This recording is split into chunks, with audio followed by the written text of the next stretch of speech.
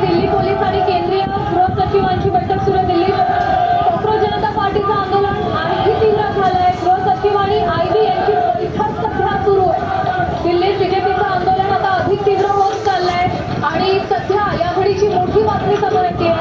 Delhi police आणि केंद्रीय गृह सचिवांची बैठक सुरू असल्याचं कळतंय. आपण फक्त दिल्लीतून एक अत्यंत महत्त्वाची बातमी येतोय. आतापर्यंत रस्त्यावरच्या घडामोडी घडत होत्या, त्यानंतर आता आपण बघत होतो बातम्यांमध्ये आम्ही आता सरकारच्या पातळीवरती देखील विविध घडामोडी घडताना दिसत आहे. सरकारी पातळीवरती आता चर्चेसाठी विविध यंत्रणा कामाला लागली आहे आणि बीजेपीचं जे आंदोलन तीव्र होत चाललंय त्यावरती तोडगा कशा पद्धतीने काढता येईल यासाठी आता सुरक्षा यंत्रणांची बैठक दिल्लीमध्ये होताना दिसते.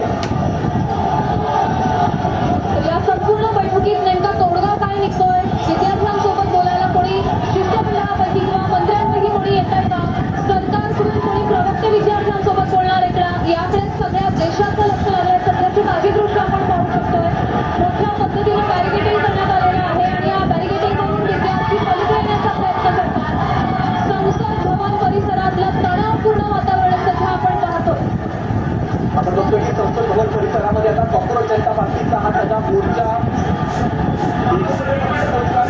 भवनावरती हा मोर्चा आता पोहोचलाय आणि शिक्षण मंत्र्यांच्या राजीनाम्याच्या मागणीसाठी विद्यार्थ्यांनी चांगले फायरिंग बघ कसा करतो बघ, तो गोळ्या घालतो बघ, दिसतं का?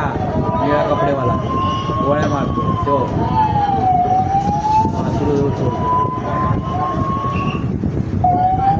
हे काय काय मोदीचा माणूस.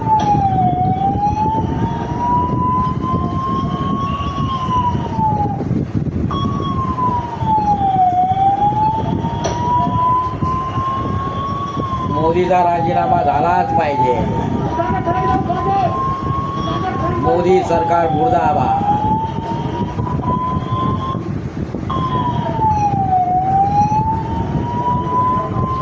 विद्यार्थ्यांना हक मिळालाच पाहिजे.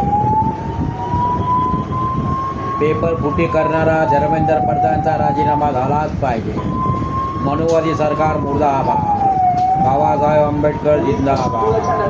शाहू महाराज जिंदाबाद. छत्रपती शिवाजी महाराज जिंदाबाद. अण्णाभाऊ साठे जिंदाबाद. बाबासाहेब आंबेडकर जिंदाबाद. मनुवादी मुर्दाबाद. भारतीय संविधान जिंदाबाद. पावसाळी अधिवेशनाचा पहिला दिवस आहे आणि या अभूतपूर्व गोंधळामुळे कामकाज जवळपास 6 ते 7 मनुवादी सरकार मुर्दाबाद. अजूनही युवा आंदोलन जिंदाबाद.